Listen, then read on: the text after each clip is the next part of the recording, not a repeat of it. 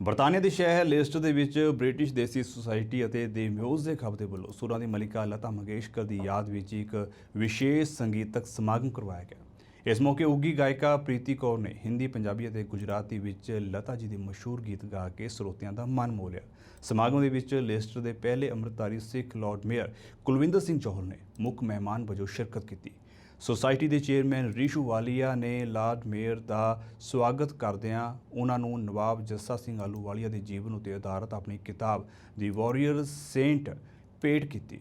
Lord mayor Johal ਨੇ ਭਾਈਚਾਰਕ ਸਾਂਝ ਦੀ ਮਹੱਤਤਾ ਉੱਤੇ ਜ਼ੋਰ ਦਿੰਦਿਆਂ ਭਾਰਤੀ ਭਾਈਚਾਰੇ ਨੂੰ ਹਰ ਸੰਭਵ ਮਦਦ ਦਾ ਭਰੋਸਾ ਦਿੱਤਾ। ਇਸ ਮੌਕੇ ਟੈਲਫੋਰਡ ਦੇ ਡਿਪਟੀ ਮੇਅਰ ਰਾਜੇਸ਼ ਮਹਿਤਾ ਅਤੇ ਨਾਮਧਾਰੀ ਸਿੱਖ ਕਮਿਊਨਿਟੀ ਦੇ ਪ੍ਰਧਾਨ ਕੁਲਦੀਪ ਸਿੰਘ ਉੱਬੀ ਸਮੇਤ ਕਈ ਉੱਘੀਆਂ ਸ਼ਖਸੀਅਤਾਂ ਦੇ ਹਾਜ਼ਰੀ ਭਰਨ ਦੇ ਨਾਲ ਇਹ ਪ੍ਰੋਗਰਾਮ ਕਾਫੀ ਚੰਗਾ ਰਿਹਾ। ਪ੍ਰੋਗਰਾਮ ਨੂੰ ਸਫਲ ਬਣਾਉਣ ਦੇ ਵਿੱਚ ਔਰਤਾਂ ਦੀ ਟੀਮ ਦੇ ਯੋਗਦਾਨ ਦੀ ਖਾਸ ਪ੍ਰਸ਼ੰਸਾ ਵੀ ਕੀਤੀ ਗਈ।